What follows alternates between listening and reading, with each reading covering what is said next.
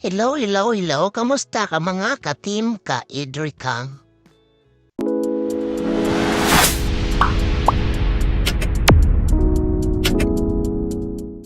For today's video, matutunghayan natin ang paghatid sa kanila ni Kalinga Prab.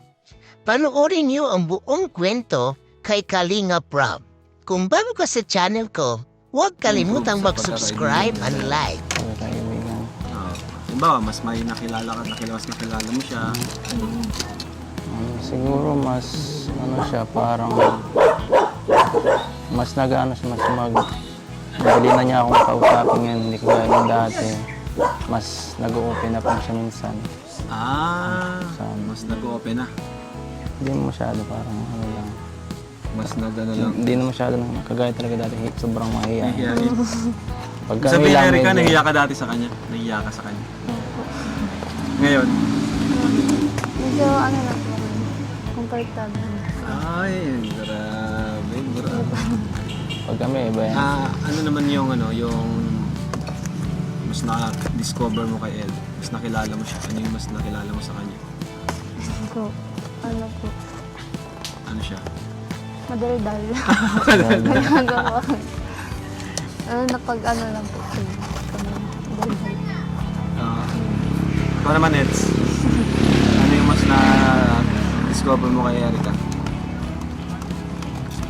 Parang minsan yung para sa vlog, parang sobrang ganun lang din yung... Ganun lang din.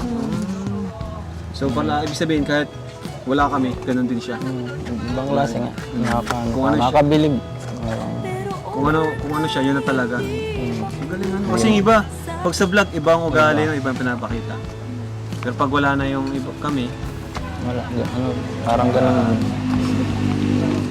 so, kumusta naman Erica yung panliligaw ni Edo? Kumusta naman yung panliligaw niya?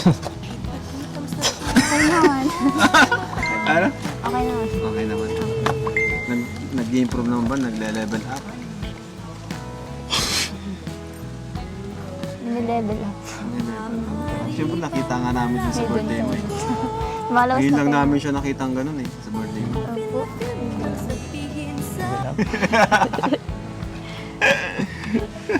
Hataw pati. Gusto ko pang i-level up. Siyempre baka may tanong ka na kay ano ha. I-hot seat natin to sila Grabe. ang Oy, Edrica. may napansin ako. May napansin. Huwag mo nang pansinin. May napansin ako kay Edo at kay Erica. Ano napansin mo? Sa tagal natin nagpupunta dito sa panliligaw ni Edo. Ngayon ko lang nakita yung malagkit nilang tingin. Ay, Parang may something. may connection. Connection. Oh! Tutulog niya. Pero totoo, napansin ko din yun. Mas parang mas naging komportable sila pag nag-vlog tayo. Pag nag-uusap sila, yung chemistry mas lumalakas. Ano? Kung ano, Eds, ano pa yung plano mo sa panliligaw mo kay Erica? May mga gagawin ka ba na pinaplano o ano lang? Ikaw? Ano ba? Ano ba? Tutuloy mo ba o ano? Oo, parang ganun pa din naman. Hindi man ako mahinto. Ayan wala po yung script mga kalingap. Legit yan. ang ganda ng pag-hotseat natin. Tinanong, pinagpapawisan na yung dalawa Yan po, wala po yung script mga kalingap. Talagang totoo po ang Edrica. Lapakan na natin bro. Kayo ba? Boto kayo? 100%. Ilang percent na yung chance niya? Ay, grabe.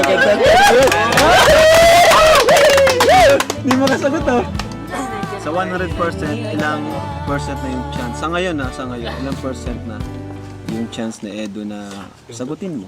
Sila ko kasi ni Dad. Siyempre, di ba, ang 75, pasado na yun, di ba? 75. 50, bagsak pa, pero 50-50 na. Pero kung 100, ibig sabihin, sinagot na. 100. Ano, sa tingin mo, ilang percent na yung panliligaw niya? Hindi ko po. Hindi mo pa alam? Hindi ko po. 200. Sa 10% siguro po 5. 5. 10% pa yun. Ang baba. Hindi, tanggal niya lang kuya na isang zero para hindi halata. Ibig sabihin, 100% na yun. hindi, ibig sabihin hard to get to si Erica kasi Hirapan ako nito. 5%, 10 yung una yung sagot eh, 10% pa lang. So Eds, marami ka pang gagawin. Mukhang mahaba pa itong teleserye natin, bro. Ngayon, pag maniligaw, dapat pang hawakan mo yan. Oo. Kasi yung iba nga, hindi napapaligaw eh. Kahit Diba? 1%. Kahit nga 1%. Tamo sa... Si David na nagsabi, base yan sa kanyang experience. Pero matagal pa yun. Pero okay lang yan. Anong masasabi mo din, Eds, dun sa 10% na, binigay niya sa'yo na 10% pa lang daw. Ano? 10% ka pa lang daw. 10%. Wala bang tawad yan? May tawad. Tumawad. 15 o 20. Okay lang. Baka yun. mamaya, ano na yan, 20 bukas. Mabilis naman yan, di ba? Walang Marami pang trabaho ang KRT Boys. So ano naramdaman mo din? Nalungkot ka ba o masaya? Lalo akong nanginginit dito. Oy, grabe! Kailangan ko pa magpursige. Kailangan magpursige pa. Dapat.